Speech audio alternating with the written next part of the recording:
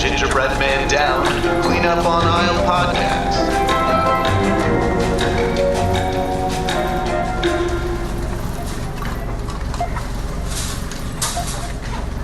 You're listening to Clean Up on Aisle podcast, the dirty truth about grocery stores. I'm your host, Jeff Harmetz, along with your host, Adam Fligston. Hello, Jeff. How are you? Good to see you. Good to see you as well. This is our first time recording in a little bit. You've been abroad. Yeah, I was in Germany, and I was in Iceland, and now I'm back. Oh. Yeah. How are the grocery stores?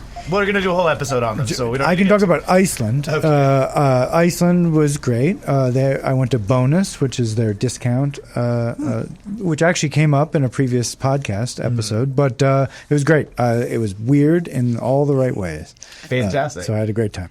And we're joined with Liz Lapp from High Desert Times. Yes. Which is a local magazine store here Yes. in Twentynine Palms. We're recording out of the High Desert. We're currently in Joshua Tree.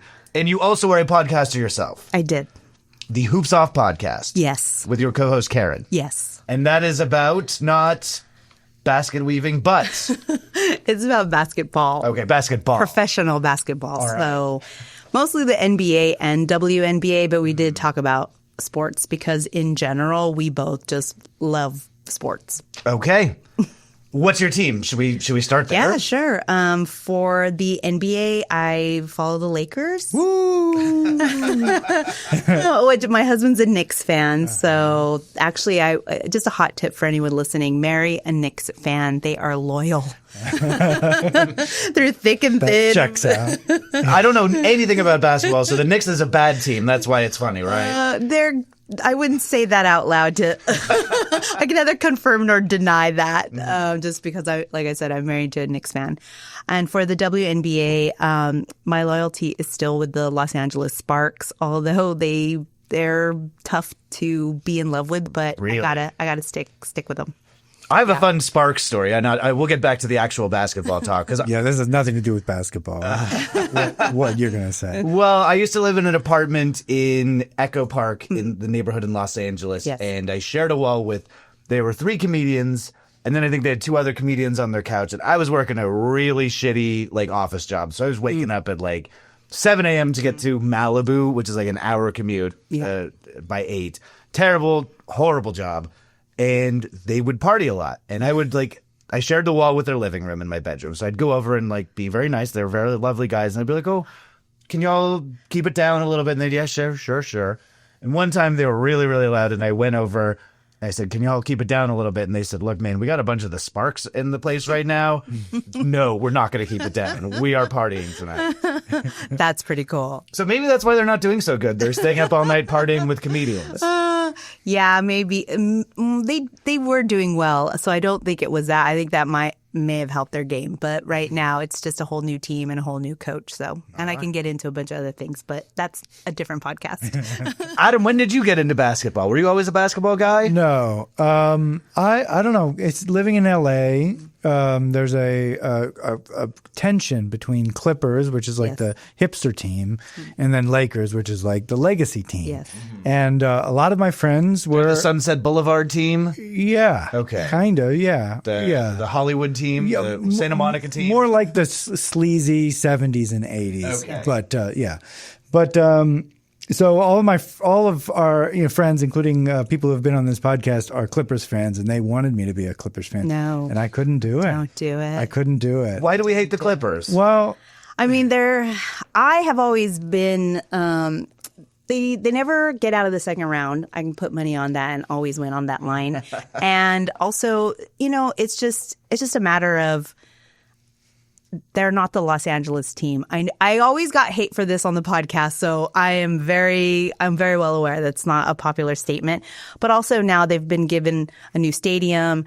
Ballmer, who's the billionaire, he owns them. But more than anything, they're in tons of controversy right now, so it's probably not a good time to be a Clipper fan because their major star, Kawhi Leonard, is embroiled in a fiasco. Okay. So, yeah, they're kind of always into something dumb. I watched the one with Al Bundy, the show about Al Bundy when he owns the Clippers, and I don't remember that, but that tracks. yeah, he played the nasty owner that they had to get rid of or whatever.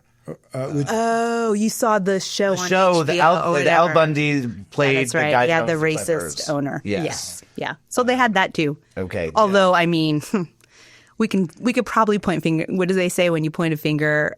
You have like 4 fingers pointing back at you. So I think every owner in the NBA can do that. Oh, the Lakers, a flawless angel team. Absolutely. So it's very expensive to go see the Lakers, but it's like Jack Nicholson is there. If you go to see Lakers, it's Jack Nicholson and who's the little boy from movies who dates a Kardashian. He's Timothy Chalamet. Yeah, he's actually a Knicks fan. Oh, he's a Knicks fan. Yeah, you're thinking more like Leonardo DiCaprio. Is he a Lakers guy? Yeah, he's a Lakers guy. I don't think that Jack Nicholson will be there just because he's really old. Doing bad. Yes. It's funny. There's actually this like folklore that one time he took his own bucket of homemade chili to the courtside and he spilled it on the court. It's not true. Love that. But it's such a good story. And Doctored there's so many photos. memes. Yeah, they're so funny, those photos. They look real. They look real. Yeah. They look real. They have fooled several podcasts, that I've listened to. They're like, "Oh, did you hear about this Jack Nicholson and the bowl of chili?" And it's really funny, but it's not true, unfortunately. Okay, I was going to ask this. I have been to a basketball game. It has been my history with going to Los Angeles sports stuff is very strange and weird. Okay. And we can get into it if we want, but I just am generally interested. Like, you go to baseball, you get hot dog. You go to, I guess I don't know what you get at football, but what's the food of choice at a basketball game? I don't really eat. The nachos? I guess, Yeah, I don't. Yeah, there's not really. There's not really like. It's more of a booze. Yeah, there's a beer lot of kind booze. Yeah, Okay. you probably go to like Shaq's. Shaq has a restaurant / bar, Okay. and What- the ESPN used to be across where it's not Staples anymore, Crypto Arena. Crypto. Yeah. They paid a lot of money for us to call it that. Let's please call it the Crypto.com Arena. Crypto.com. And so there are places like you would probably want to eat. I mean, you're in Los Angeles with all these amazing restaurants. So you'd probably just want to eat even at like a taco stand. Exactly. As Not at opposed the to like go. ESPN zone. Yeah. Get hot wings somewhere. But Bacon wrapped hot dog is probably. yeah, it's probably like. Yeah. But mostly you just get the beer. Okay. So So eat before you go to the basketball game. at that, yes. Definitely don't bring your own chili. No. Well, I mean, you can. It would be pretty funny. Yeah. That was a Nathan for you. I know that he did in one episode smuggle. He had made a suit out of chili Yes. so that he could pour the chili into the Yeah. boy's hand or whatever. Yes. So, the last basketball game I went to, I guess, real quick, my dad loved sports when I was growing up, and I'm not a guy that is that passionate about sports. So he used to try and get me into sports and take me to all of this stuff. And he used to work for some kind of investment firm. And at one point they had a box at the Staples Center. Cool. That they shared with a fashion company. So one of the times when the Lakers were in the finals, he got tickets and he said, "Jeff, do you want to go to the finals, the Lakers finals with me?" And I'm like, "I guess." And I wasn't terribly interested in it. It was a really nice seat. All of the fashion people brought models. So it was like a Staples box full of models. And I was 17 or 16. You were wearing an X-Men shirt. Honestly, probably I was. I think I tuned out of the game and watched some Futurama at one point. I definitely didn't appreciate what I had at the time. Yeah. I was a bit of a brat about it. Yeah. So That's okay. yeah, that's okay. not too annoying to say. No, it's not annoying at all. I think, everyone, I have cleared rooms talking about basketball because people are so uninterested in what I'm saying. And so I'm okay with, people just even going. I mean, there was this whole thing about baseball recently where you had kids doing homework during Yankee games in the stadium. So, you go, it's more of being in the live event and doing whatever you're going to do. I mean, a lot of times you'll see the fans on their phone the whole time. They're not even paying attention. And a big joke with the Crypto Arena is that people that are Lakers fan don't show up till after halftime anyway. Really? Yeah, especially the bottom court. So there's a whole there's all these nuances that I think, make sports.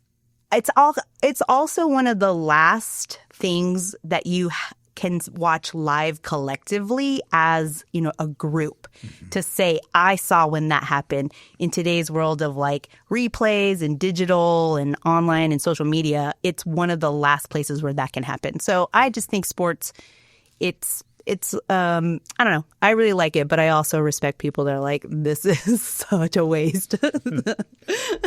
I kind of got a little swept up in the baseball fever when the Dodgers were in. I think my partner was in Australia or something. She was away for a while, and during the finals week where there was like a bunch of games, I would like walk down to our local watering hole and like with my dog and just like post up in the back and like have drinks and watch the Dodgers. And I didn't watch any of the other season. There's like the Olympics is another great example of sports where people come together, Winter Olympics or Summer Olympics. So that's also another place where, sports isn't really the target. It's just getting together and saying you saw something really amazing, because the athleticism is just so incredible. I will say the one sport that I do not like is the NFL. I don't like the staccato nature of it. I like to see the faces of the athletes. I don't like the brutality so much. Although, you know what? If you were an NBA fan in the 80s, you saw a lot of, if there's no blood, no foul. Yeah. But, yeah. I do like the NFL, but I respect. Of course, it's brutal and it's indefensible if you zoom out a little bit. But I do like it. But I was curious, how are you watching basketball? Like, do you watch it at home mostly? Do you get together with friends? Do you go to a sports bar? So we have the NBA app and we have the WNBA app. So we have it going on 24/7. Really? Yeah, okay. yeah. I will watch I'll watch the worst teams play each other. My husband makes fun of me. I'll watch like a Detroit Piston, Washington, Wizards game. And thank you for naming those bad teams also. I do appreciate that. Oh, it's just one of those things where he's like, why do you have that on? Well, it's basketball. It's hard. So yes, but I also run, I've been a commissioner for NBA Fantasy League for, I think 10 years now. So that we're all in the chat together, and I've talked to the Tiny Pony. They're like, yeah, come on, we'll turn on whatever it is, especially if it's like a Laker game, have it in the background. But I probably did more like going out and watching together when I lived in Los Angeles, not so much here. This might be the appropriate time for us to ask about your store, your shop. Sure. Okay. Yeah. It's called High Desert Times. Yes. And we're here today to talk about the magazine section of the grocery store. Yes. And when we were pitching topics to you, yes, I think of you as definitely you are in the know about magazines. Yes. And I didn't want to say, well, obviously we want to have you on the show to talk about magazines. Sure. So we've been giving people like a few choices of topics when they come to the show. And I was like, well, magazines is in here, but definitely don't feel obligated to pick magazines. But it would feel silly to not ask you if you wanted to talk about magazines. Right. And thank you for talking about magazines Yes. with us. You are a magazine expert? Yeah, I mean, I'm more so now even than I used to be. I was an enthusiast, I guess, but I'm definitely doing my best to be the expert. What is it about magazines that you like? Well, just going back to, I used to work in advertising. I mean, I have this very like squiggly line career, but all had print in it some way or another, and had groceries in it in one way or another. Because when I worked for an ad agency, I worked for Hidden Valley Ranch, and I worked for Kingsford Charcoal, and I worked for KC Masterpiece. So I used to have to do end caps and taste tests and see people grill.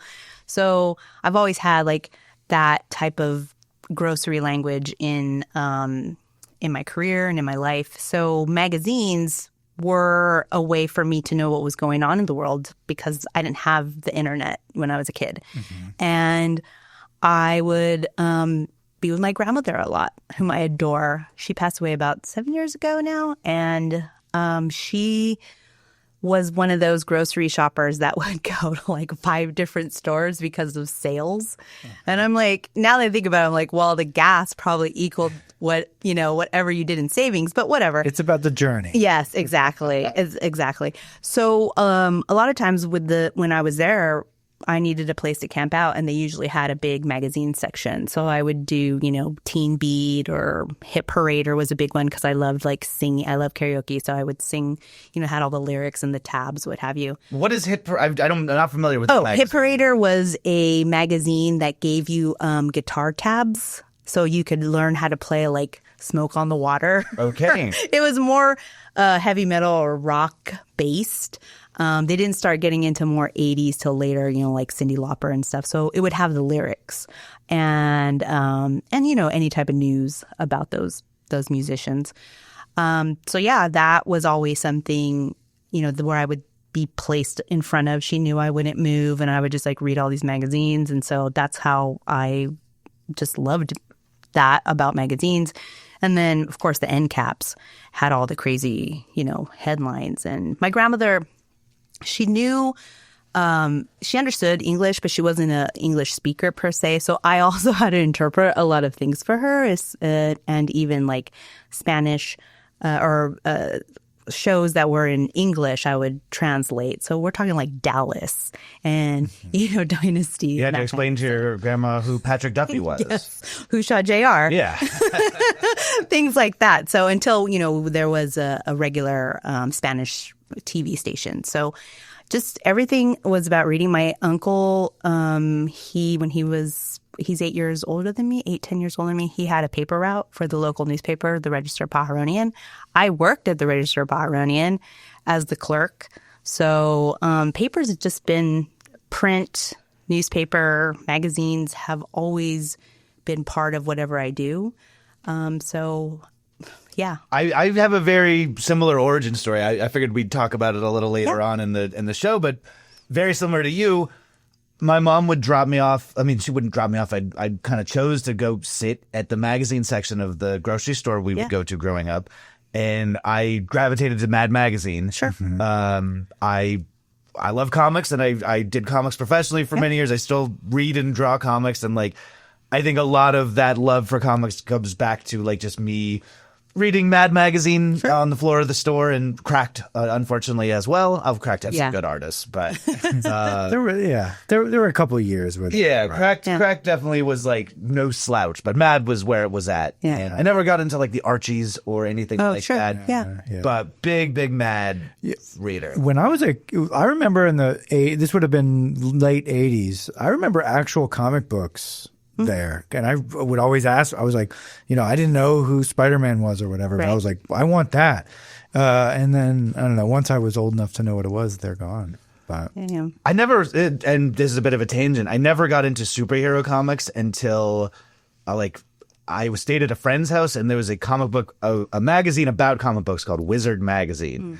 And he had a big stack of Wizard magazines. I was sleeping over at his house, and we were going to Disneyland the next day. And I was so excited about going to Disneyland that I couldn't sleep. So I just went through this enormous stack of Wizard magazines over 6 hours. Wow. And then that's what got me into superhero comics. Sure. I was always more of a, Garfield and Calvin and Hobbes and Mad Magazine fan. So magazines had that sway an impact in my life as well. Yeah. And I know my uncles, one of my uncles, he was big into music, and so he would get Rolling Stone magazine subscription. He had the heavy metal subscription. He had a Mad Magazine subscription. As a matter of fact, he had just a palette of all his Mad magazines. And I think they got ruined in a flood that he had at his house. But it's things like that where we had a subscription to TV Guide magazine. Oh my God, I love TV Guide magazine. TV Guide too. It's so good. The Cheers and Jeers, I will never forget. Oh my God, I never forget the crossword because my aunt would do that crossword with me.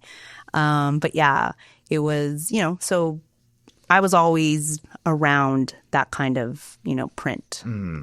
And tell us about your store. So you have, I want to say, I keep using Catholic in the lowercase sense, where it's a bunch of everything, and that's the definition of Catholic. Lower C Catholic is I'm taking from a bunch of things and picking what I want to say. I didn't know that. I don't think that's common. I don't think it's common. Yeah. Well, I'm I bringing would say it back. I curated. It's a lot you have a lot of magazines you might find at a grocery store, but you have a lot of obscure things and a lot of indie choices. It's a very broad selection of stuff. Like, how do you choose what goes into High Desert Times?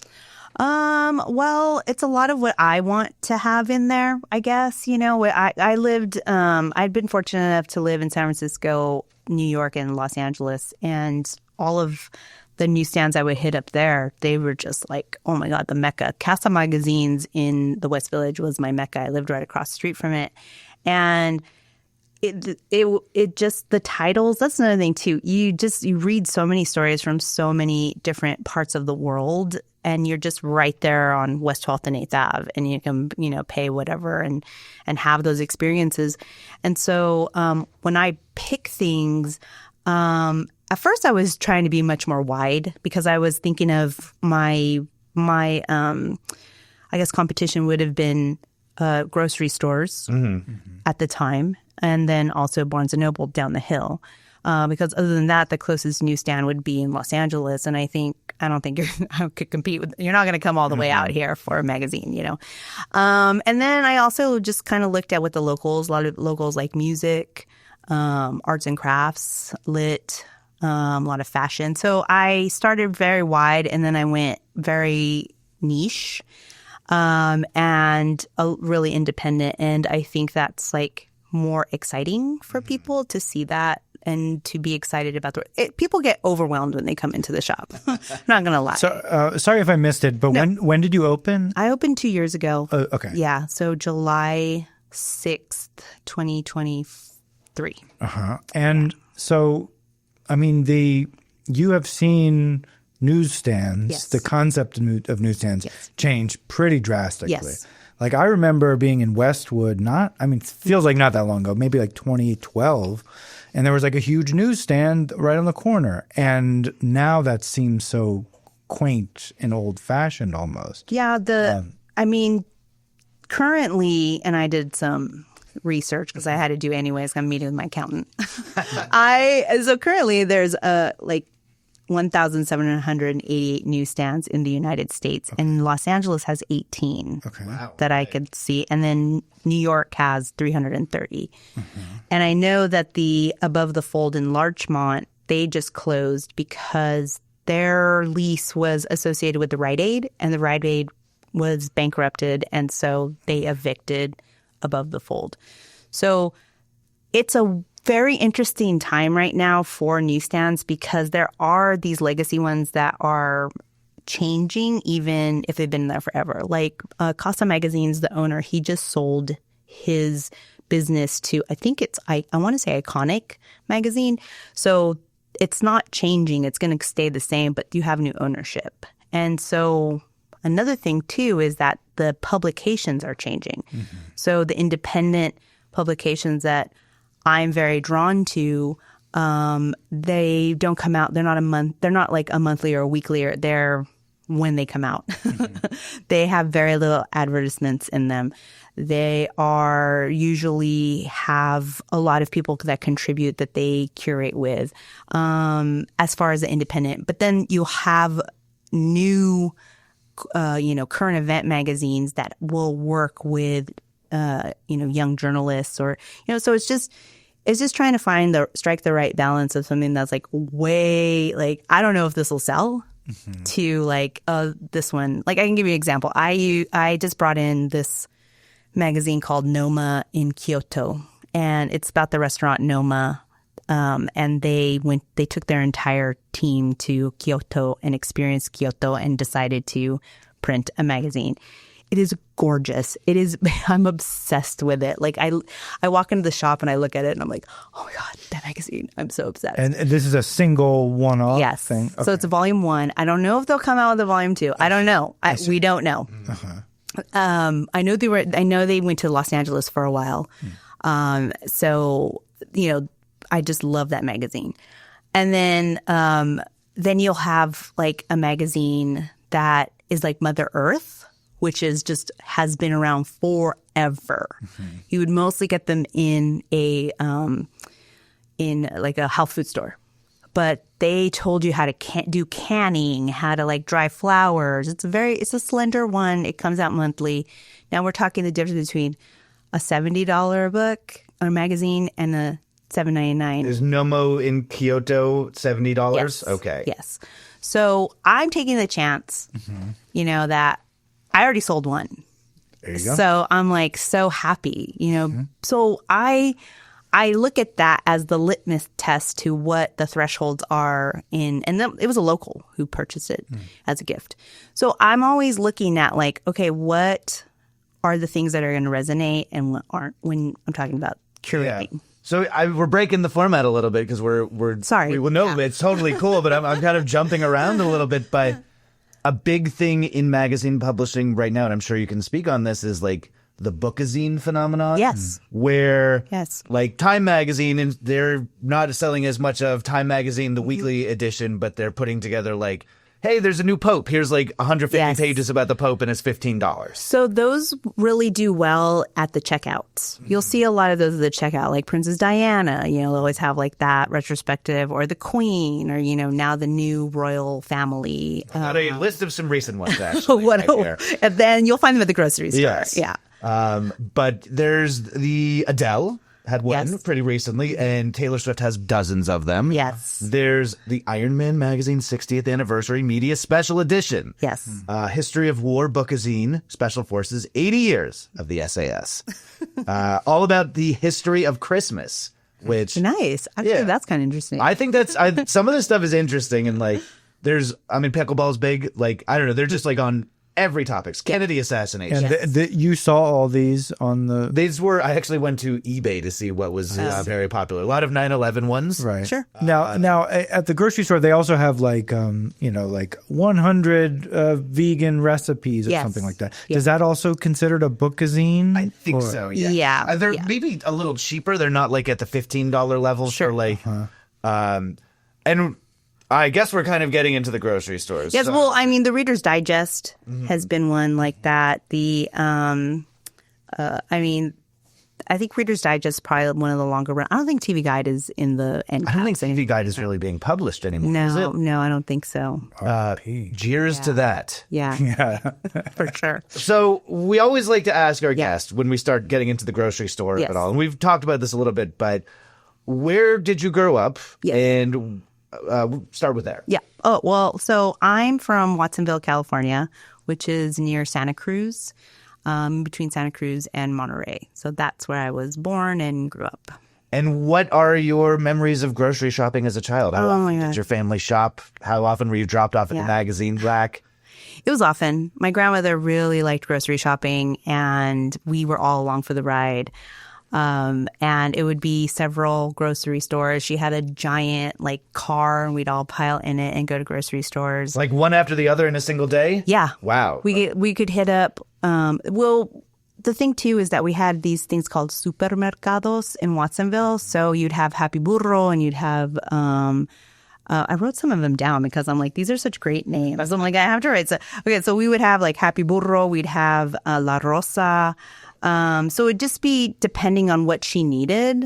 Another thing that because Watsonville is, it's not so much, but it's a migrant town because we have a lot of fields there. And Driscoll's is the big strawberry, and they're located there, as well as Gizditch Ranch, which does apples. So there's a lot of crops there.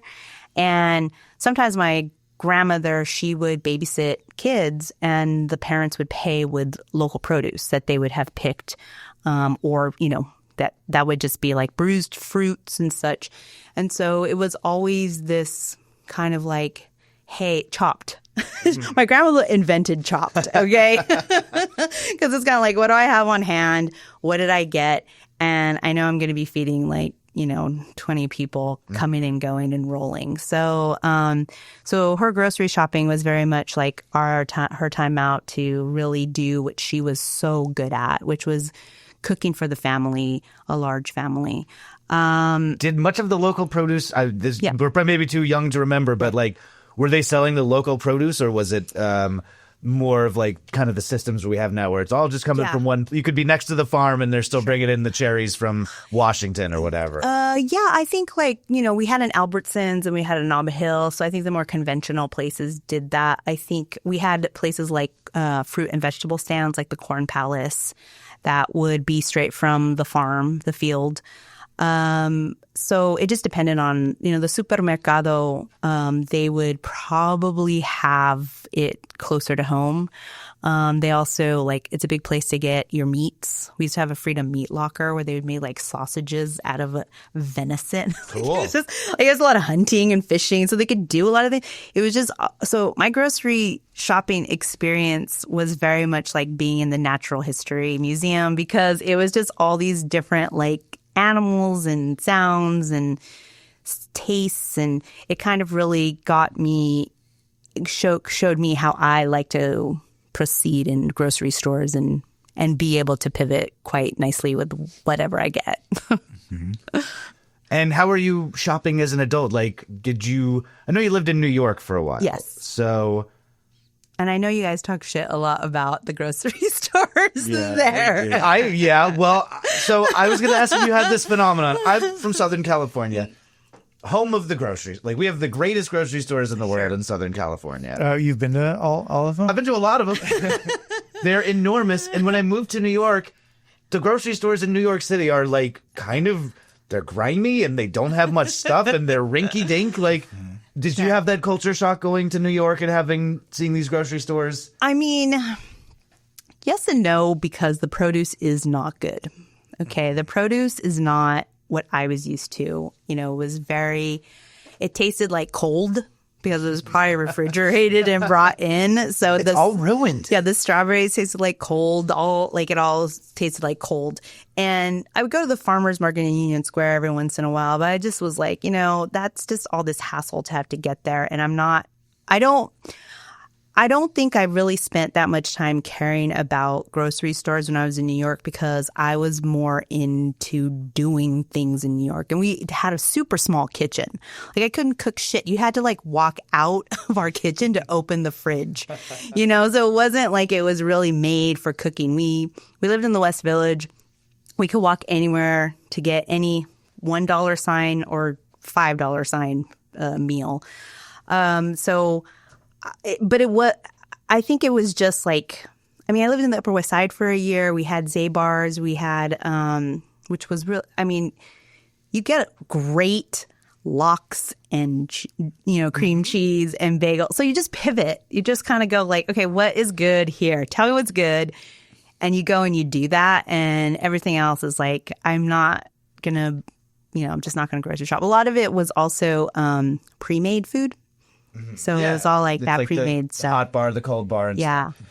You have not successfully defended New York grocery stores here. Yeah. Well, yeah. The Trader Joe's when the Trader Joe's moved in, that was crazy. That was on at Union Square was the first one, right? Well, that one, it had a liquor store. Next door. Because Yeah. You couldn't sell. You can't sell liquor. Wine and that's food in the same store. That's fair. Yeah. Which, again, another great innovation of California. You can buy liquor wherever, whenever, no problem. True. But the other Trader Joe's was up in Midtown because it was across the street from a Bed Bath & Beyond. And it just had lines and lines and they had line people. But on the flip side, it was awesome to be in that line because you would see so many characters and you knew a fight was going to break out. Really? So, absolutely. Okay. Absolutely. You knew there was going to be some excitement while you're there, trying to buy your groceries. It was always an adventure. So, I don't know. So one of the things that I'm remembering is just how much you and me would talk about the good or the bad bodegas. Oh, yeah. So that's really it just translated over there. Well, you want to get the specialized ingredient. Oh, you got to go to the one few blocks away. They've got the whatever, Yeah. And I understand it's a different paradigm, it's a different mentality, but that's how people. Yeah, that's how. And like I said, growing up, my grandmother used to go to one shop because she needed the tomatillos from here, but she'd go to this shop because this is where they do the best tortillas, and she had to go to that shop. So going to, if I really did want to cook something in New York, I remember I was entered into a friend's chili champion cook-off. I won all 3 times, 3-peat. That's how I roll because my chili is awesome. But I did have to go get, the meat at one place and the spices in another. So it was just something that, it's kind of used to. We may have to, I'm going to say it, we can leave it in if we want, but we're all locally living in the high desert. Yes. I think I make a pretty gosh darn good chili myself. I used to serve it at my hot dog restaurant that I had, and there is a renowned chili cook-off in Pioneer Town. Have you ever competed in that? No, I didn't even know about it. Okay, I heard about it as soon as I moved into town, and I said I would love to compete. I've never found out any information about this fucking chili cook-off. You're the person who I do knows the news in town, News. and I should know when I have friends. Our friends who used to do the wild bread. Oh, yeah. They judged the chili competition one time, and they had my chili, and they said you would have won. But they never announce, like, obviously it's a legitimate thing and people do it, but I've never seen any information about where or when it's held. I always hear about it after the fact. I'm furious about the Pioneer Town Chili Cook-Off. You need to find out. You need to investigate reports. Yeah. Gumshoe. Yeah. Yeah, for sure. Getting back to grocery stores. Yes. So you came back to California. Yes. And you were in LA for a while. And what is your California grocery shopping routine? Whether that's specifically to LA or here, like how often are you going? Yeah. So we probably go often, I would say, because I don't know what I want to make, and usually I think we go less now. So in Los Angeles, we'd probably go, I would say daily even, just whatever would strike you. And so we had one of those Whole Foods Express nearby our house in Los Angeles. Which neighborhood? Playa Vista. Okay. So that one, and it had a Starbucks right across or whatever. Not that I'm a huge Starbucks fan, but it hit when it needed to. And I really liked going there. The prepared foods was always really good. My husband loves their pizza slices. And then during the lockdown, they had a really great system. So they felt very comfortable to mask up and go there. We also had a really nice farmer's market in Playa Vista that turned itself into an online. So you would buy what you wanted online and then you would drive and then you would just pop the trunk and they would put the groceries. This is during lockdown. So I really appreciated how they adapted for the scenario because we just kept, the stuff going. There was I forget the name of the Japanese supermarket, but Mitsuya? It might be that one. It's also near like a supermercado, and they would do the whole thing where like they allowed the elderly to go in early. What neighborhood is that? It's like farther out from Playa Vista. I'm not very good at like neighborhood. I don't think it was a neighborhood. It was just kind of like I think that is Mitsuya. I think I know. But it has a food court in it. Yeah. Yes. Ramen. Yeah. Yes. So things like that. I think that I was fortunate to be in Los Angeles during the lockdown because they made it so that we could continue to get sustenance, whatever was available on the shelves, to be honest, because it was pretty pick through. I want to talk real quickly about my supermarket lockdown experience. Yeah. So the first couple weeks, all proteins, people were buying them like crazy. And so whatever, meat and whatever. And I'm vegan, so I needed tofu. And I went to like masked up, 6 feet away. I went to like 4 or 5 supermarkets, and everybody was like, that's unsafe. You shouldn't be spreading so much. But I was like, I got to get tofu. And I didn't find it anywhere. Wow. And then I asked, I Instagrammed local kind of famous Thai restaurant, Ayara Thai, which is right by LAX. Oh, yeah. And they were so nice. And they were like, oh, we're going to the Japanese supermarket in Torrance tomorrow. And then they took pictures of the different tofu. They're like, which ones do you want? And then they gave me they stacked me with a huge thing of tofu. It was the greatest community supermarket experience. I think it was the beans that were gone at the Whole Foods that I went to. The canned beans, pasta was another one that was just gone. And everyone was, I guess, baking because flour was not that I just saw the aisles be empty.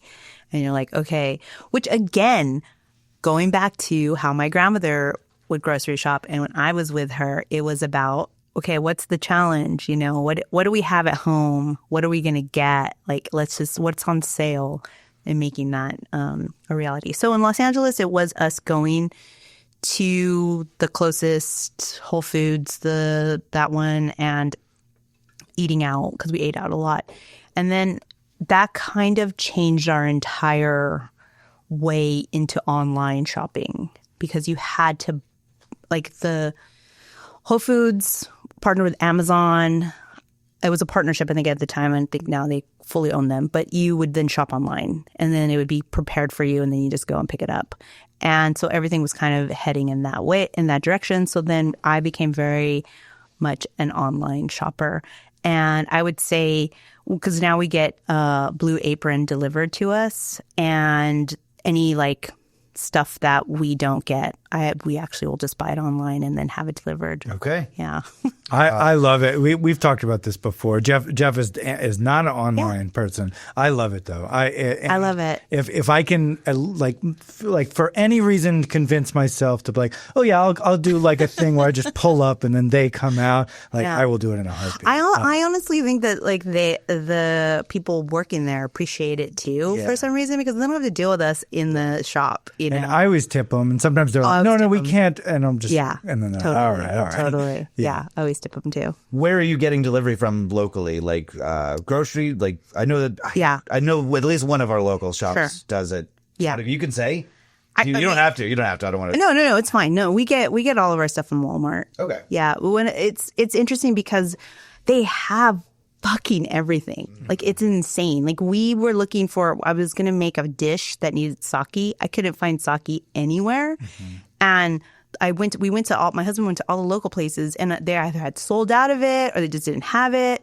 And he goes to Walmart. He's like, they have a fucking aisle filled with sake. So it's just like we will always go local first. Like we love Ginger Rabbit. We'll always go there now, whenever we're looking for a certain type of, spice, or she just has really great food there. Our brand new Asian market in the high desert. Which we like when we were in a small business association meeting and she introduced herself. She told us what we were doing. Everybody stood up and clapped because we were just so fucking happy. And she's a wonderful person. So, we haven't talked Walmart on this show, but yeah. Sorry, Jim, what to say about Ginger Rabbit? Oh, no, I just think she's a fan of our podcast. So, she's great. She should be a guest. She's awesome. Yeah, she should.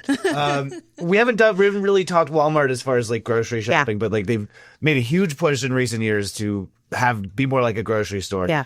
And the selection is, you got to give it to them. Yeah. They have a lot of stuff that you can't get anywhere else. Like a lot of vegan stuff, a lot of high-end stuff as well. Like I think that might be the only place in town where you can get like a whole untrimmed brisket. Yeah. Which interesting. If you're barbecuing, that's important stuff. Yeah. So we will dig into the Walmart issue, I'm sure, again and again. But it's just that's a wild one. That's a wild one. Yeah. I agree with you. I think it's wild, but also like for instance,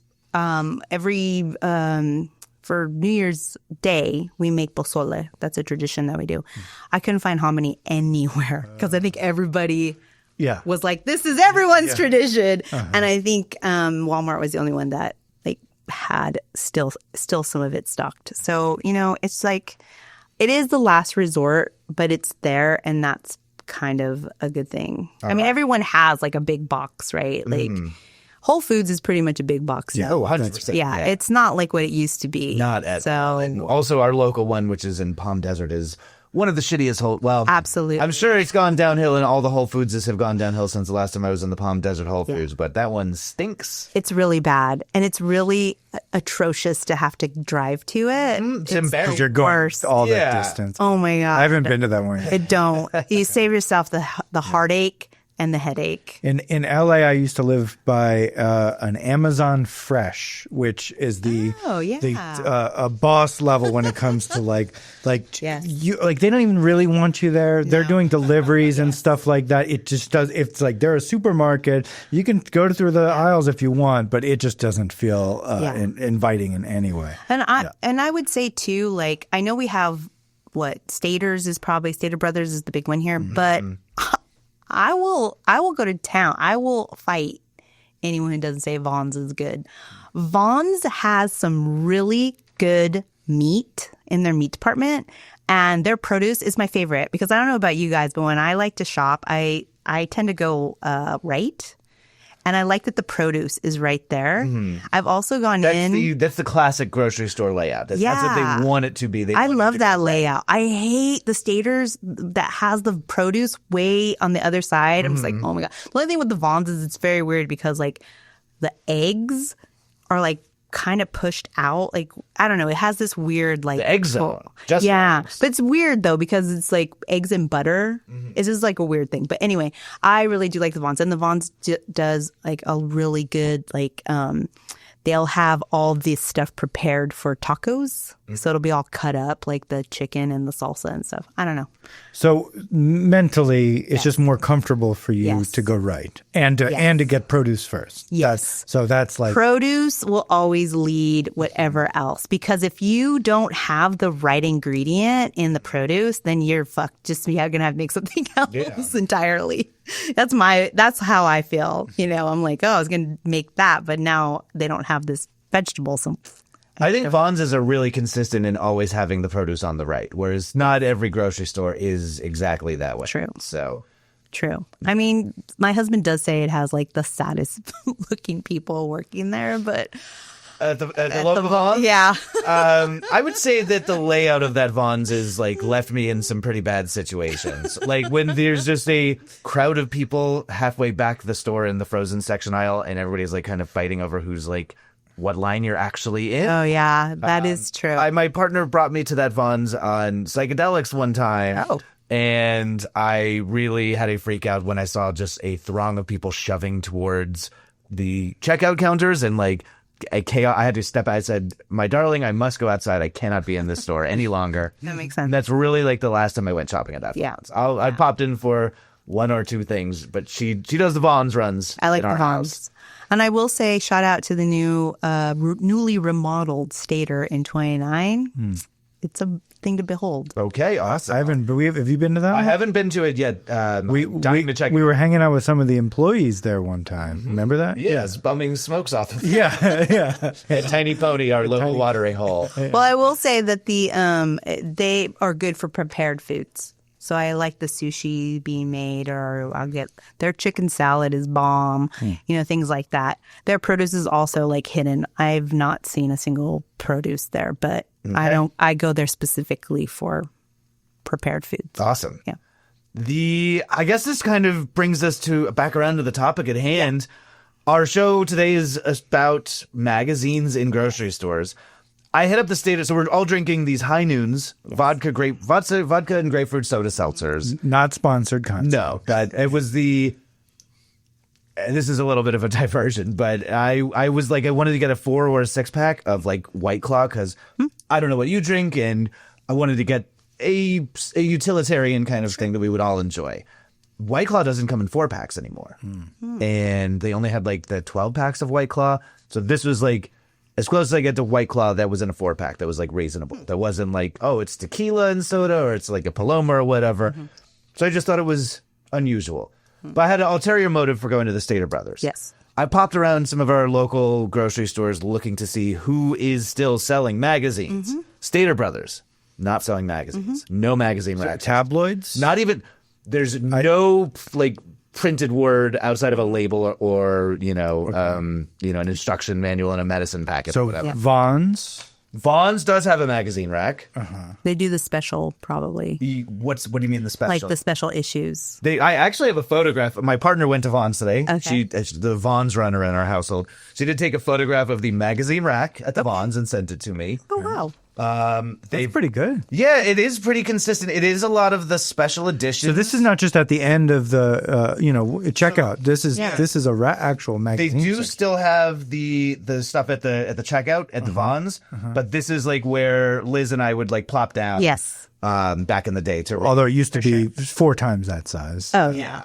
It would be more also like cultural stuff. Not like you see, like it has some niche stuff. So you have a lot of seasonal. So Halloween coming. You have a lot of Sudoku. You have a lot of crosswords.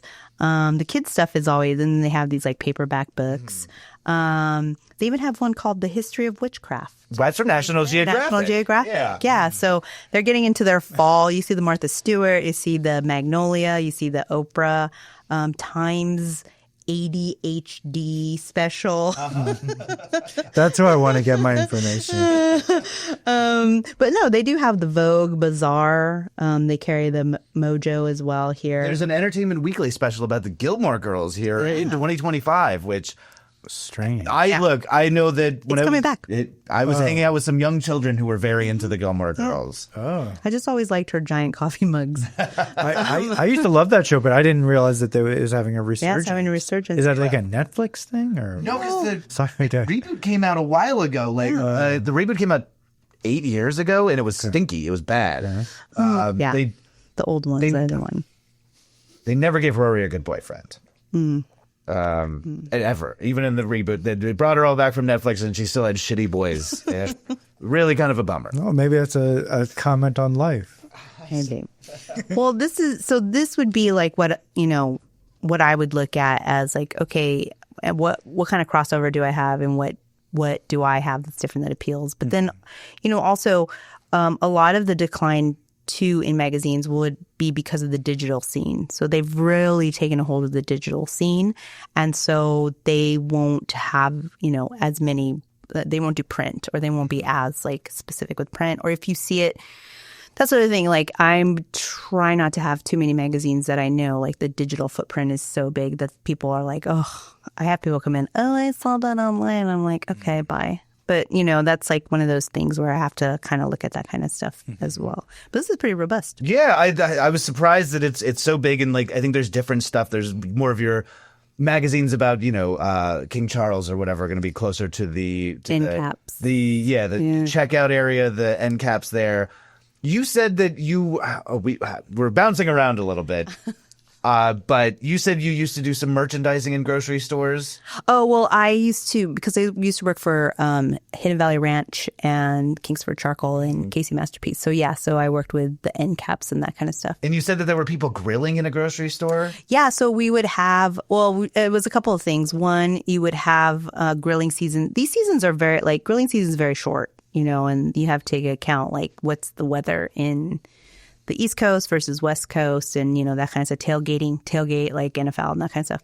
So we'd have grilling happening at a grocery store. There'd be a lot of those types of like event stuff happening for where you could buy like, oh, come in, we're grilling, we're using Kingsford, you buy a pack.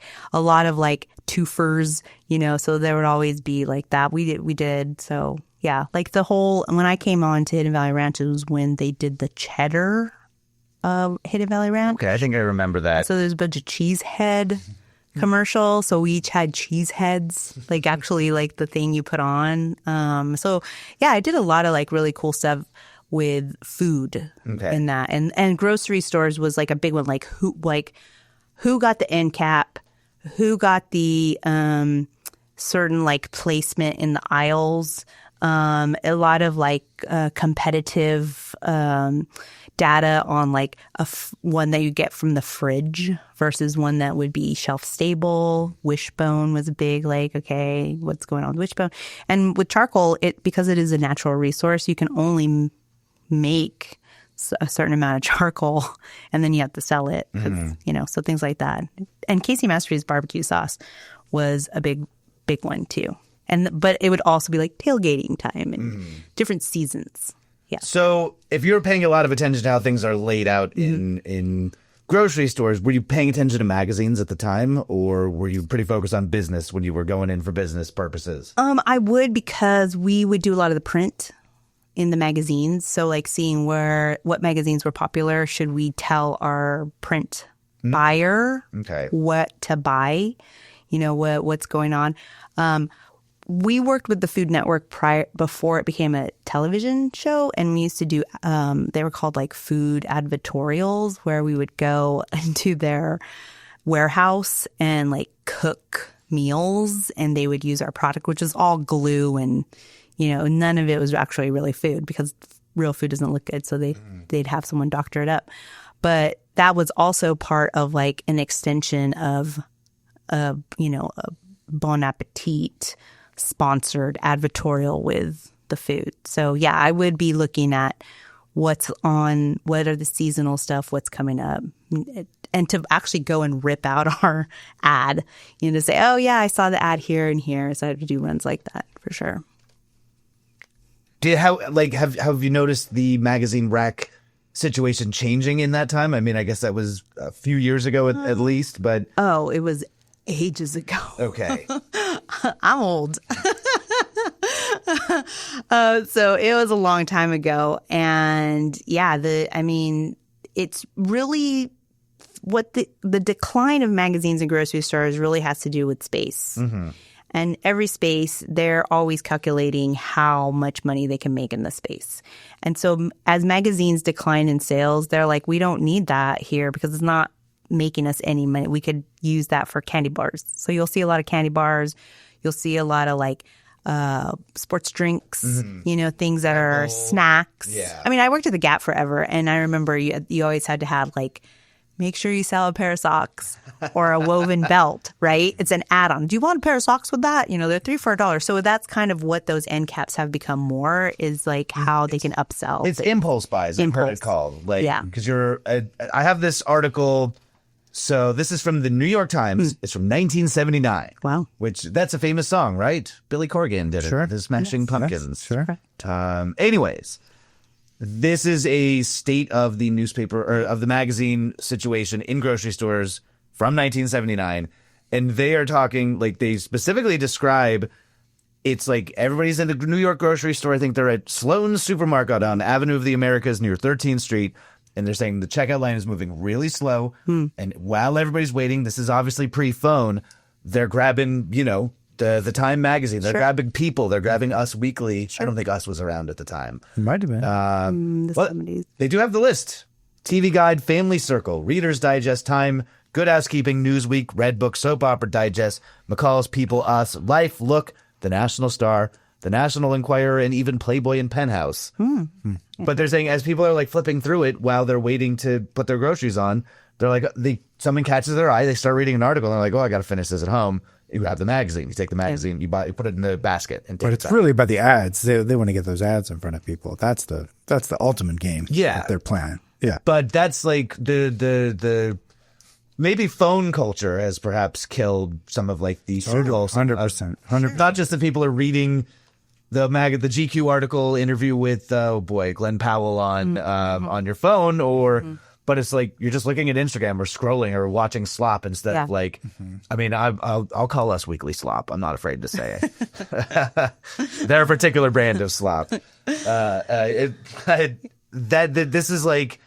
is the vibe of it, Right. So, Well, I think too what we're seeing with Vanity Fair getting a new editor and Vogue US. what do you think of that? I think it's great. His daughter is doing it now. I think it's great. I think she's, she has humor, and hopefully she won't take it too seriously. I think that's what we're also hoping that we see.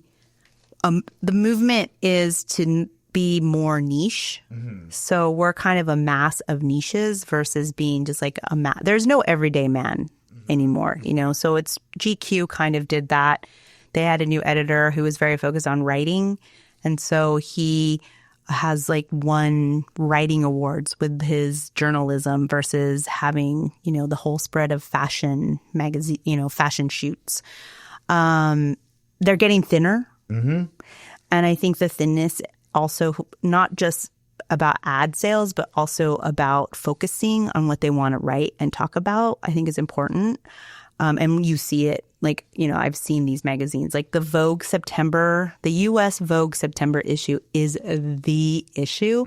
And I got it, and I'm like, how is this less than 10 pounds? Wow. We have a bunch of Vogue September issues in our house. Yes. My partner used to write for Vogue. She booked it down to your shop to buy the September issue this year.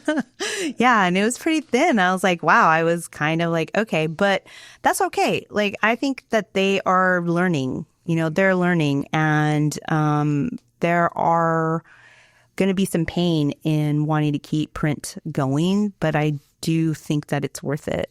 Oh, yeah, I agree. I'm a big magazine reader. Yeah. So, and it may not happen in the grocery store. The other thing that's sort of changed is advertising in general has changed. People are a lot more aware that when they're being advertised to. So, for instance, Vogue, like they want to get the watch or whatever on the model in the photo. That's 100 times more valuable than just a full page of the watch or whatever. So, I don't know. And they want to remove any friction from you to get it. So it's better for them to be online because then they push you right to where you can buy it. Yeah. So that is another reason why digital is successful for them as to buy.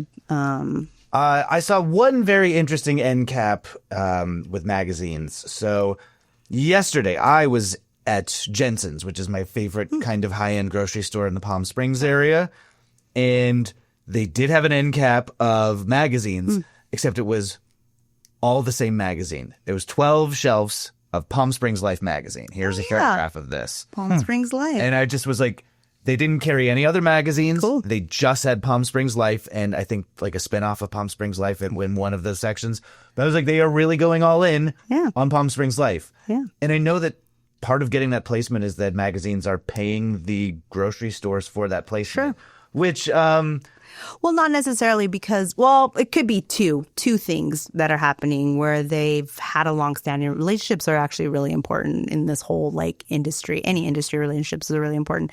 So they could already have the relationship and it could just be someone that's like, look, I don't want to have to deal with magazines, but I like you and it's Palm Springs Life. Like it's iconic. So you know what? We're going to have all these end cap space because it depends on, there are different, formats, like as far as I don't want to like call any out like how you pay for magazines or how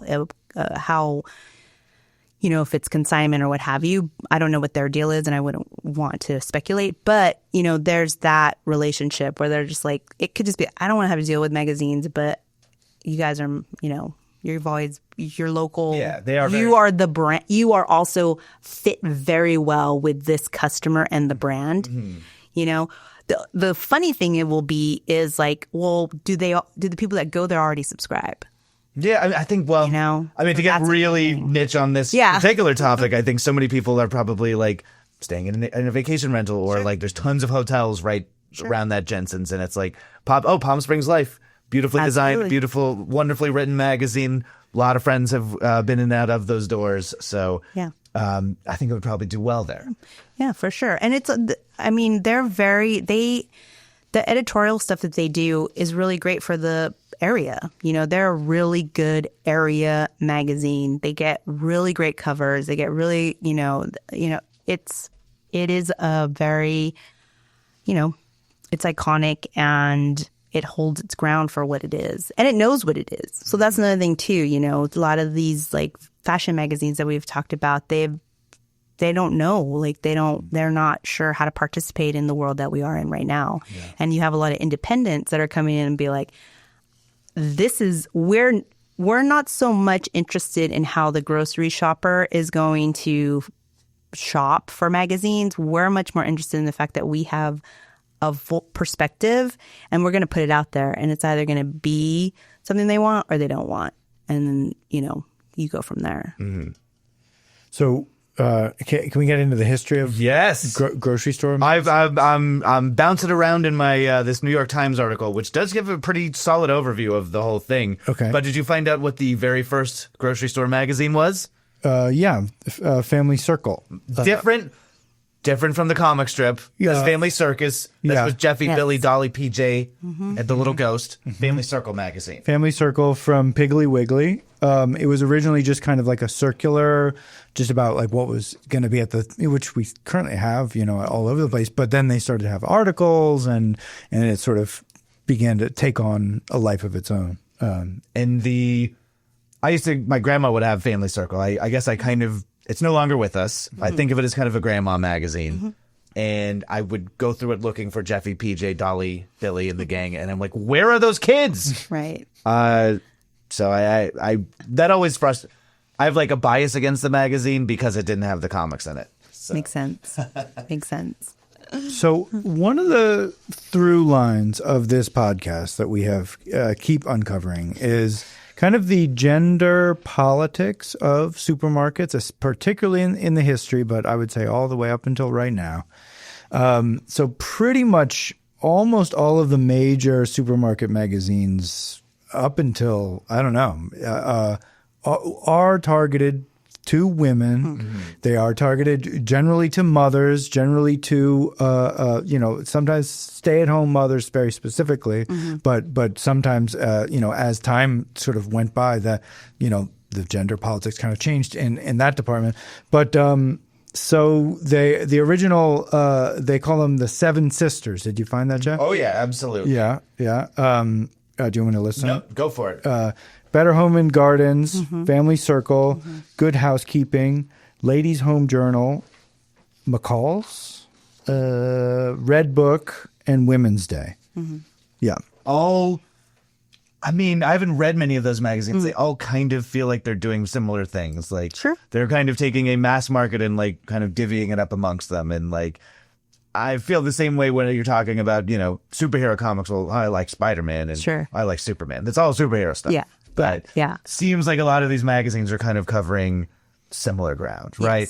Yes. Have you read any of those? Do you remember any of those? I remember Good Housekeeping. That one was a big one, I feel, in the house. And Better Homes and Garden, because the garden part. Yeah. People love the garden. That's like what's the English guy show where he go the lifestyles of the rich and famous? Oh, okay. Robin Leach. Robin Leach. Yeah, that's like it's also showing you like some very nice stuff as well, and Better Home and Gardens. Yeah, aspirational. Yes. Would any of those were on your reading table as a boy, Adam? No. Okay.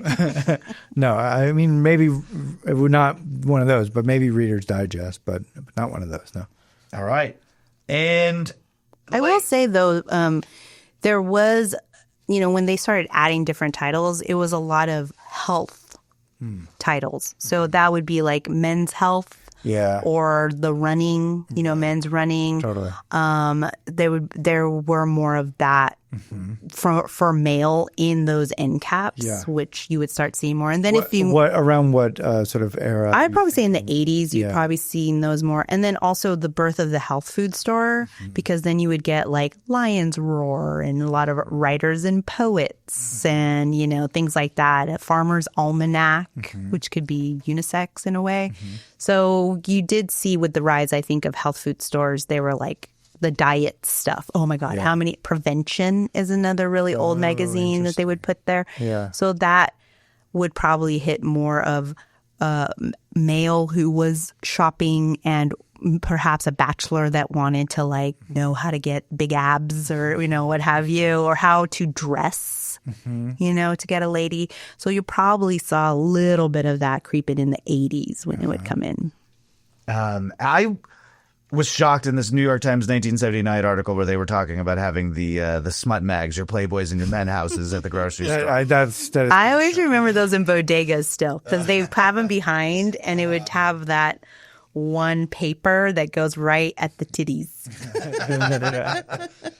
Yeah, I'm gonna get some frozen corn and my penthouse and my night. and read it at while you're waiting. Yeah. They were usually sealed though. Oh right. In the bodega's defense. When you said that you were going to hit on something we come across all the time on this podcast, something we one of the other through lines on this podcast is that things get bought and bought and bought and bought and bought. Correct. Family Circle and Seven Sisters has been bought like over and over again by so many subsidiaries. Sure. It was recently shuttered in 2019, and it was bought by Meredith Corp, who is still publishing a lot of magazines. Okay. Do you know Meredith Corp, Liz? I do know Meredith Corp. They are still publishing Better Home and Gardens, Magnolia, which is B&G. Oh, now they've remodeled, they've redesigned. Okay. It's big of B&G. I don't know if that's the right call.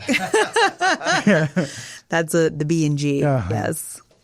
But yeah, they closed it in 2019 after like, I don't know, a storied history. Not quite 100 years. Right. But yeah, Family Circle was iconic for most of the 20th century, and it just got bought and then eventually shuttered. So one of the interesting ones that I saw, so McCall's was actually founded in 1873.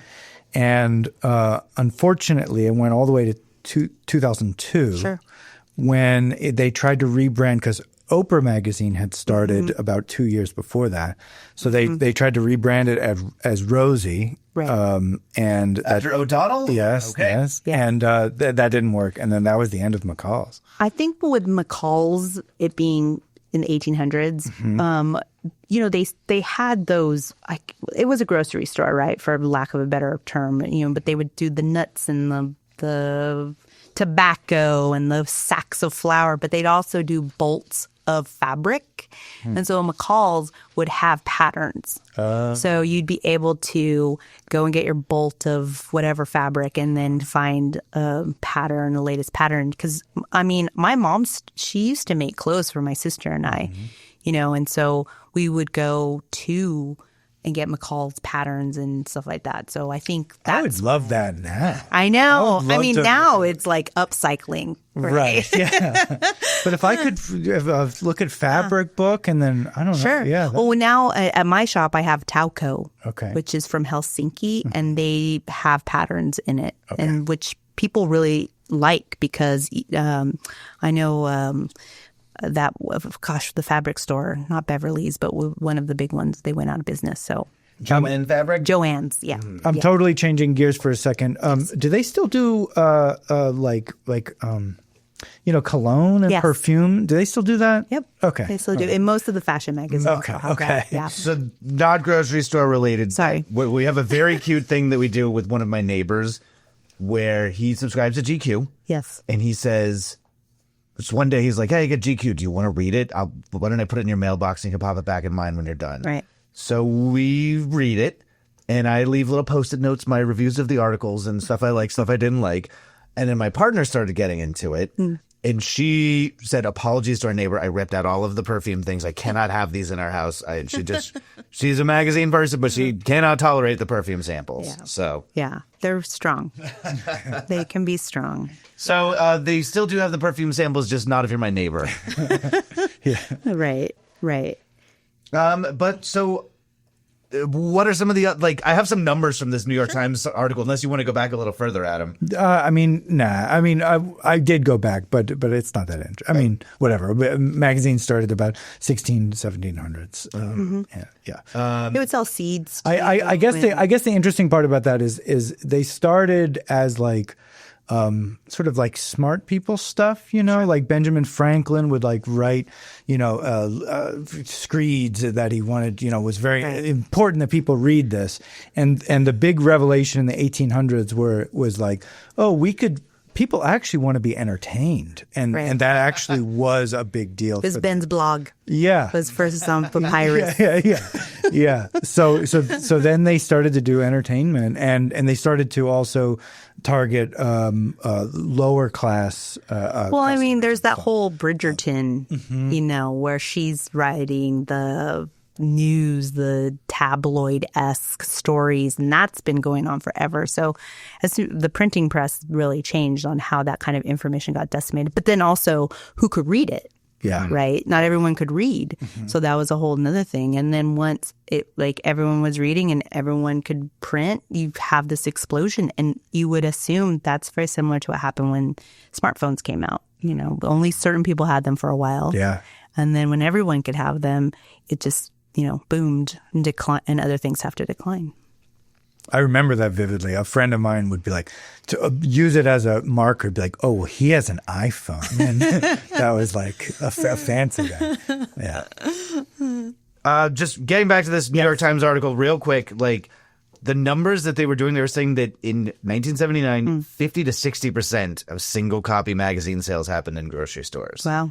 Which... That's huge. Wait, what year? 1979. Okay. So it was hard finding articles about magazines in grocery stores specifically. So, but this one I just found to be a really interesting and thorough snapshot of the times. Can we get a link in the show note? Absolutely, yes.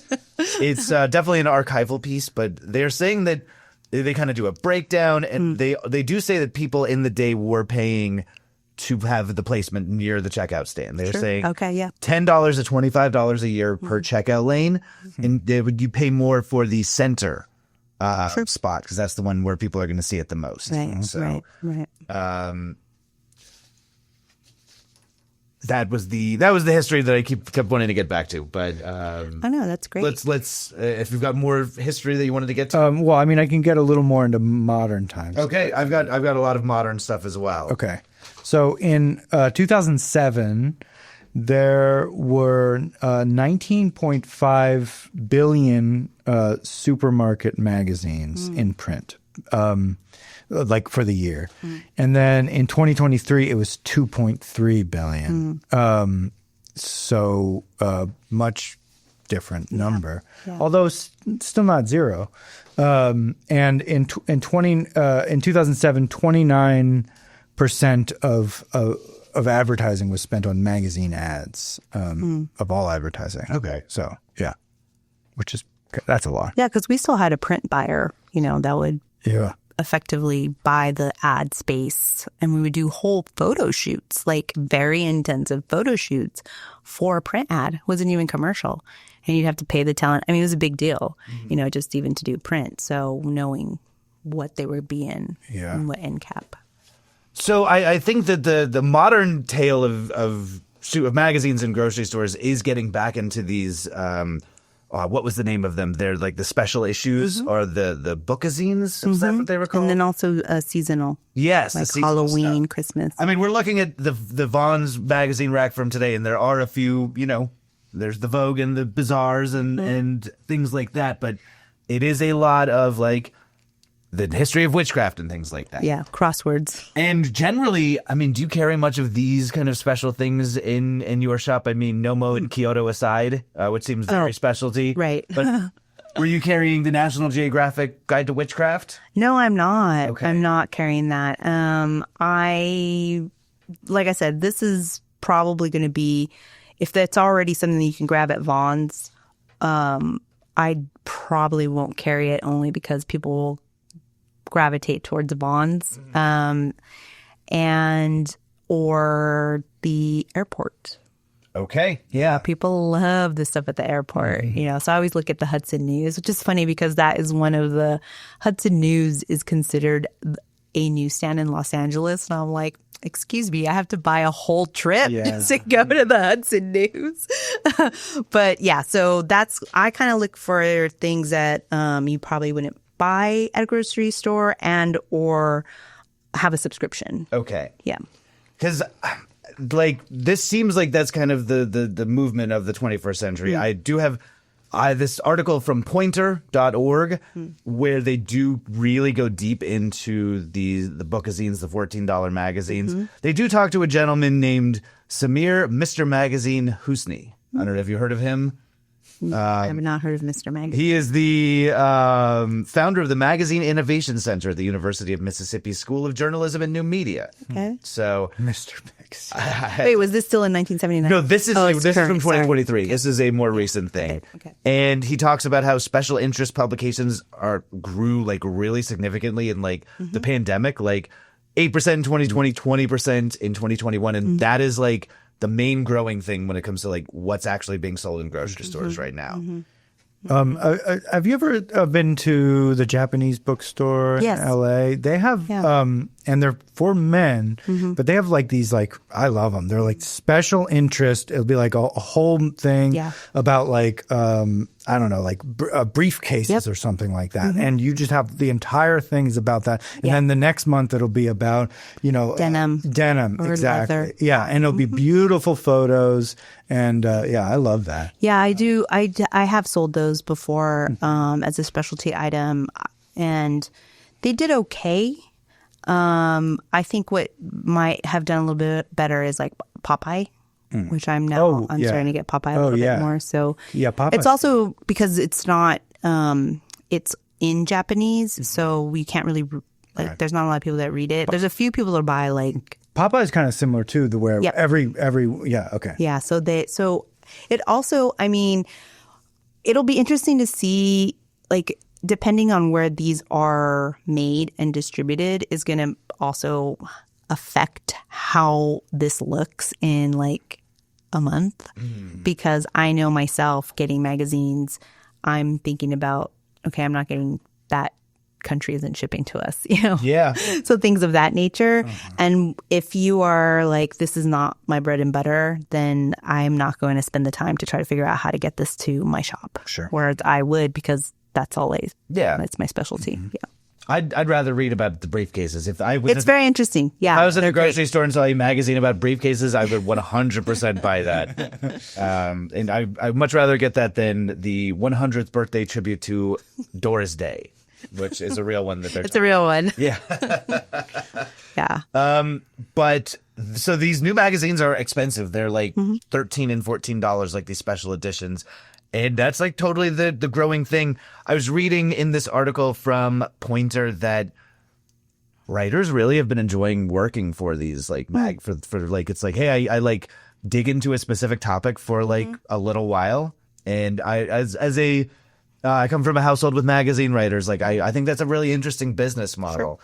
Well, if they're charging $15, I would hope that the writer would be paid a little higher rate than some crappy blog or something. I mean, it's 50 cents a word, okay, which is not great in 2020. Not what I was hoping, but they interviewed some writers who seemed happy about it. Mr. Magazine says it's no longer an impulse buy, but it's like a curated creative product. Yeah, which I think a lot of the magazines you're selling are could also be described that way. Yes, absolutely. And I think going back to, our discussion about Vogue and Vanity Fair, how with the new editors that they have the opportunity to become more niche and have those interviews or those photo shoots that are going to cater to a certain topic much more so than trying to be broad. And I think you'll see this with, you have a whole magazine about arthritis, and so people are like, okay, I will spend the $15 to learn about that, which is interesting too, because you're like, okay, why would you spend $15 on that when you just Google search it? Yeah. But, it has to do with the writing it's in detail. It's especially with Google search kind of going down the tubes. And it's right in front of you. Yeah. And if you're of that age, you probably are not used to that as much. There's big focus on arthritis. I think the Guide to ADHD is a little less focused. That one's kind of all over the place, but people like the focus. People want the specific topic, and you can keep it around. It's also like, yes, people save their Playboys and their Vogues, but I didn't save my entertainment weeklies. I didn't save my TV guides. But if I'm spending, $15 on a look back at Welcome Back, Kotter, I'm not going to toss it. It's going to live on like my magazine rack or on my coffee table for a very long time. Like you are getting a little bit more money out of those expensive things. Yeah. So. I know that there's like a lot of recipe magazines, and I thought this was particularly interesting. They are like, some of these recipe magazines are done in conjunction with, like, I have this article about seafood processors trying to get seafood recipe magazines at the checkout so that they can sell more seafood. Like, 40 things to do with salmon, or right here. In this picture from Vaughn's today, best ever salmon recipes. Right. Is that something that you were working on when you were doing the Hidden Range stuff? Absolutely. So I'm not seeing like this best salmon recipes ever. It's just a magazine called Best Salmon Recipes Ever. Right. I don't know if that's like, it's not associated with Martha Stewart. It's not Martha Stewart's best salmon recipes ever. Like, how does does the salmon fisheries say, we got too much salmon this year, put out some magazines? It could be. Okay. Yeah. But it could be also what they'll do is they will go to different, I have not looked inside of the salmon magazine, but I would assume they have a lot of like trademark spices like McCormick's, or they will have Hidden Valley Ranch packet, or so it's like a partnership really, where they're like, okay, we want to do salmon, but they'll go out and get all these different types of other foods that they build it with, or they'll be like, hey, lemons, we want to do salmon. What goes better with salmon than like lemon? So there's a lot of partnerships that go on when you're creating a magazine like that. So I'm assuming that it's probably one-off. It's probably a yearly or a seasonal. You don't have Fish Weekly, perhaps. I would read Fish Weekly. I would subscribe. But that's the thing. It's like, yes, I agree. I probably would too. But when you see, if they're like, okay, we have this space at the grocery store and we're going to do this salmon. When you see this magazine, and these in particular at the grocery store, that is a salmon one, it's probably took them 5 years to make. I would believe that. Because it's like all these, they have to build it. They have to build the partnership. They have to build the the whatever the writing is going to be. Everyone has to check off that this is that and this and whatever. And then who knows? There could have been like a news that came out that salmon had mercury, so they had to like push it back out. So there's all these things that go into this salmon magazine coming out and why it's costing $15. But it's most likely going to be that the recipes include other like best foods. Like now all of a sudden everything says marinade and mayonnaise. I don't know if you've seen that. Like now that's the new hot trend is marinade and mayonnaise because that's going to make your chicken breast more juicy. You So think that's big definitely- mayonnaise has come into the picture. And so, you know, it's these trends. A lot of times it might have even started at a food expo because I would go to food expos and that's where you taste like what's trending. Like when the salsa trend was coming, that always made me laugh because I'm like, I've been on that trend since I was, you know, living with had my grandmother, you know, she would make salsa all the time. But that was getting away from the more mayonnaise heavy stuff and you're going into fresher salsas. And then now, I mean, everything is like spicy Korean. And so you'll see a lot of that trend I had happening. some spicy Korean seaweed today. So Yeah. Yeah. it was spicy. Yeah. It's great. I'm just imagining a scene in Newsies where they're like running. They're like, "We have the salmon magazine. We have the salmon." Yeah. Well, you know, it's funny too because I used to work for the Register Pajaronian, which was the magazine, the newspaper, the local newspaper, and we had an older woman. Her name was June, and she would write a recipe. She had the recipe column, and it was not current. You know, it wasn't stuff that you would see. It was like a bundt cake with, you know, tuna in the middle or something really outrageous. She wrote it all in handwriting. And it would be stapled together. It'd be like 20 pages. And I had to get it down to 2 columns. So she would always come back and yell at me, "Why did you edit us out?" Yeah. But, you know, that whole idea of recipes, being able to have a recipe, it's very, you know, people want that. A lot of times when you're like at a loss for something, because I have to do a little writing for, you know, my whatever, the things that I do on the side. And I'm like, I'll just throw a recipe in. Well, everybody, this is how I cook beans. You know what I mean? And it's just like people are compelled. They really like this recipe thing. So I could totally see how something like salmon would just be like a hit. I think the first time I ever heard of dump cakes, I saw like a dump cakes magazine and I was like, huh? I mean, I really had a strong reaction to seeing a magazine that said dump cakes on the top. Because you have to, like, they have to show you what the dump cake is. They had the lady doing that in the infomercial. I just saw it in the magazine. I'm Right. like, what is going? That was a bit of a mind blower for me. Yeah. So, as the magazines get more specific, of course, data mining, our old friend data mining, is an important part of that. Where like the specific example they give here, this is they say that like. People have tied purchases of Men's Health magazines with retailers' private label water. So if you're like trying to get cut and fit, you're buying tons of water to stay hydrated and for working out and stuff like that. So if you're buying Salmon magazine, you're obviously like Healthy. Yeah, heart healthy. You eat meat. Like you can tell a lot about the shopper by more than just if they're buying salmon a lot, but if they're like interested in salmon, like so. Yeah. Everything being tracked now with your club cards and things like that. Absolutely. The magazines is like a big, like, this is what this person's into beyond just the groceries. So if you're buying the thing about Doris Day, 100 years of Doris Day, they know that they can probably... That you're gay. Oh, wait. Can I say that?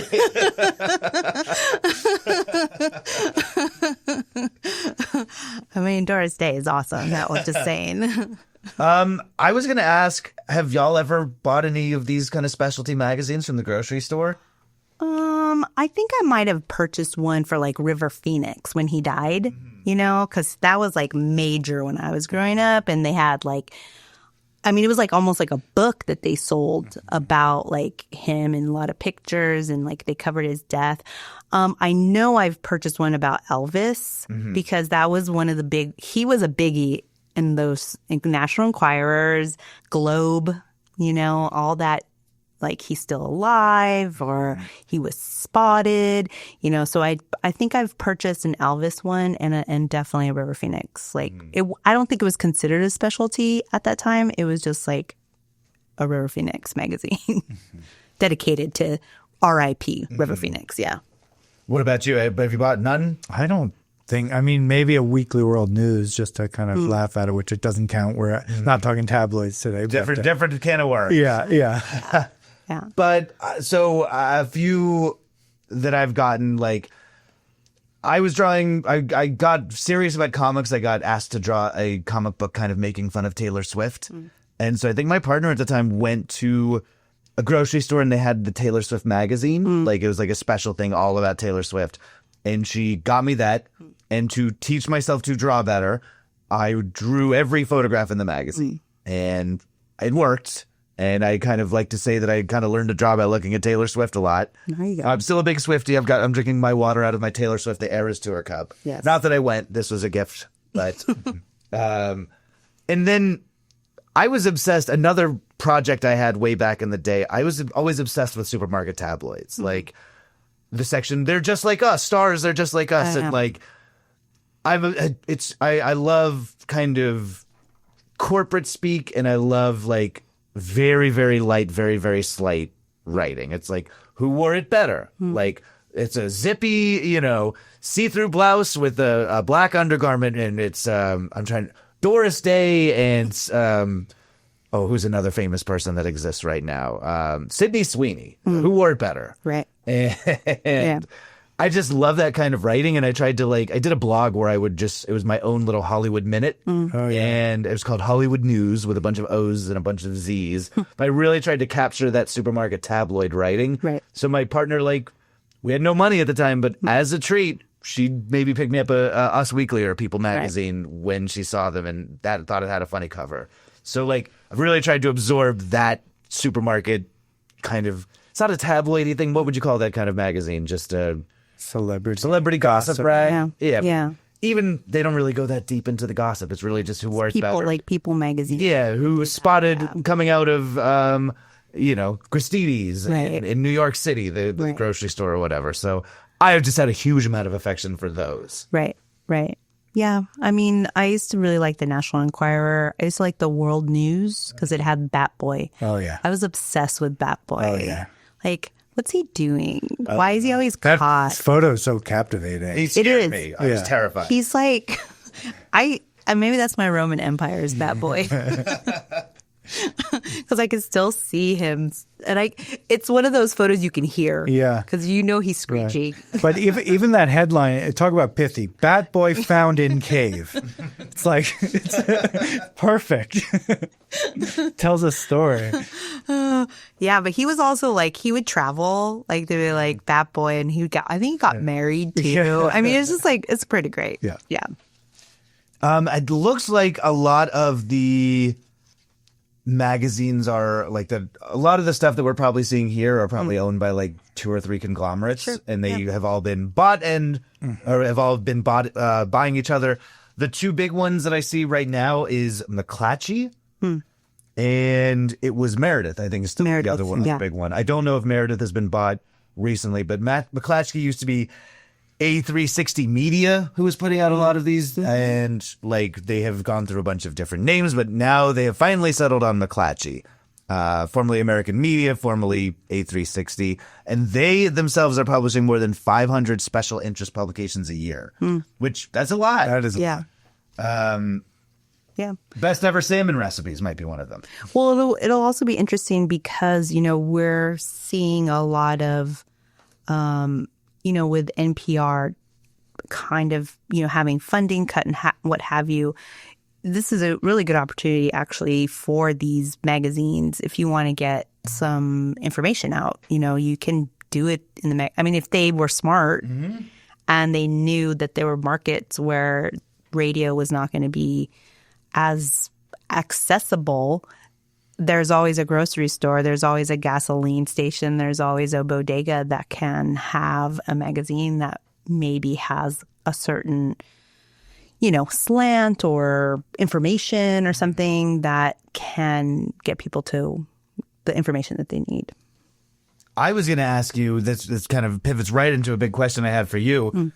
What magazine do you, whether you sell it or not, but like, what's a magazine that you think would really pop off in a grocery store if they could get into a grocery store? That's a good question. If they could get in a grocery store, what magazine would really pop off? And not 60 Ways to Make Cocktails with Pop-Off magazine, the bad Russian broad-gut vodka pop-off. I would probably say, I'm trying to think of like covers, because that's what the other thing too is covers are really important. And I don't think that celebrity is selling as many magazines as one would think. I could right away when I get my magazines, I'm like, that's not going to sell. Like I already know. Like honestly, if there's a Kardashian on the cover, it won't sell. At least not in the high desert. Yeah, not to my household. Yeah, no one's going to buy that.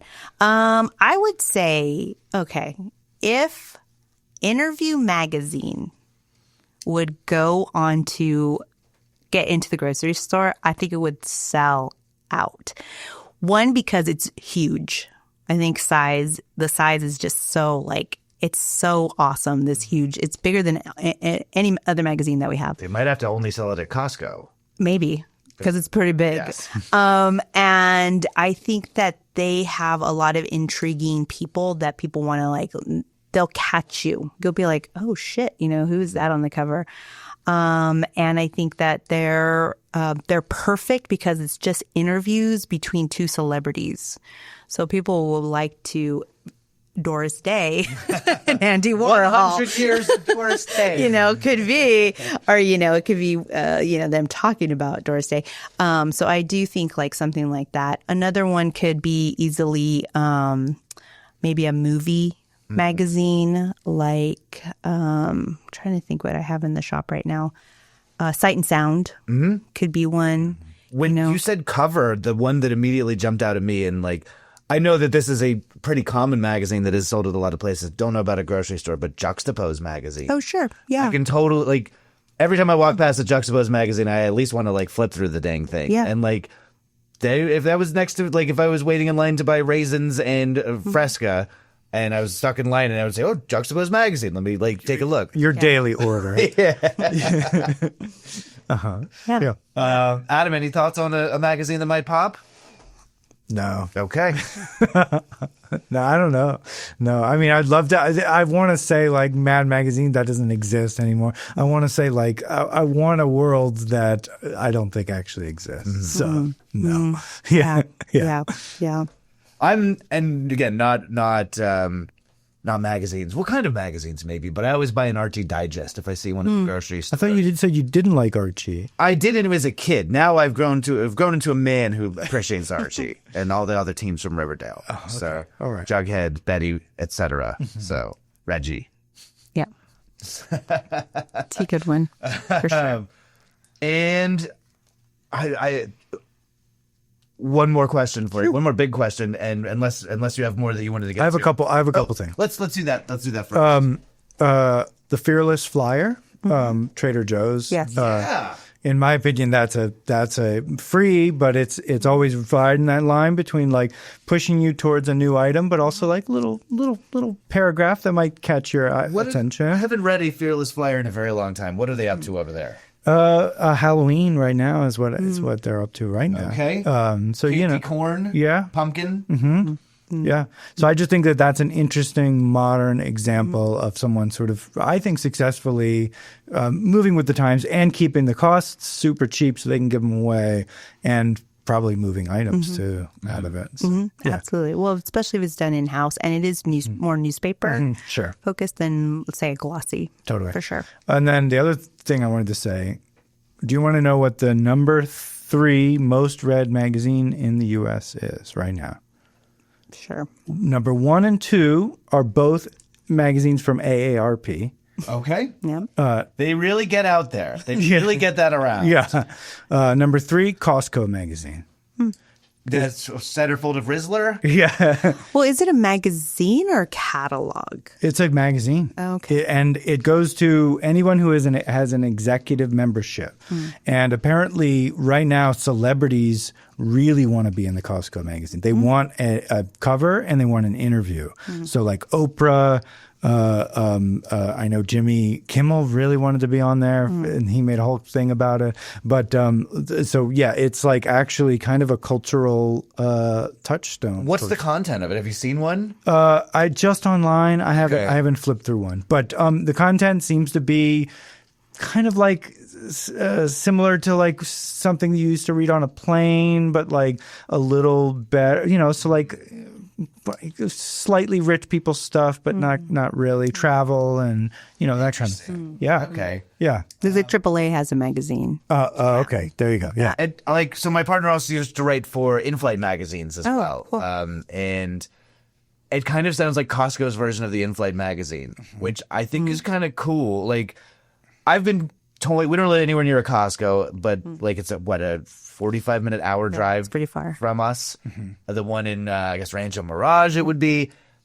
But like I'm down there a lot for stuff, and I'm like, maybe we should have a Costco membership. And honestly, the idea of getting Costco magazine in the mail has kind of pushed me in the direction of signing up for the card. Well, so you have to be an executive member. What does that mean? It means I think $50 more a year. Okay. Well. But I'll tell you, they just added a new perk this year, which actually I really want to do. Executive members can get in Costco an hour earlier. Oh, that was always the case, though. Oh, really? Because so my aunt, they owned a Western Union. Okay. And they also had, because they did that, they were able to get the wholesale, Okay. which is essentially the executive. And so you'd always be able to get in an hour early. I see. I'm a whatever agoraphobic to like a small degree, and the Costco, especially in LA, I haven't been to Rancho Mirage. It's like just the carts bumping and running. Or so like the idea I can go at 9 a.m. and it would be relatively empty. That sounds great. So I would pay $50 more a year for that. I mean, we got to advertise in Costco magazine, Mike. That's like the supreme clientele of people. It's That's right. like the people that are paying the extra $50 a year just for the magazine and the extra hour of shopping. No wonder Oprah and Jimmy Kimmel want to be in there.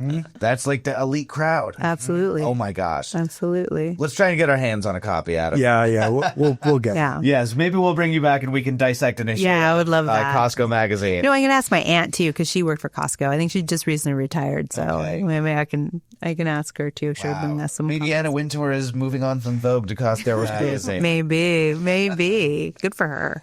The question I was going to kind of ask goes right in hand with this. Like, obviously, we're super interested in Costco magazine, but like, if we were going to make a magazine about grocery stores, I know we're here on the podcast about grocery stores, but like, what's your centerfold going to be? Like, is it going to be like the hottest new display cases coming up this year? Like, what's your table of contents on the grocery store magazine looking like?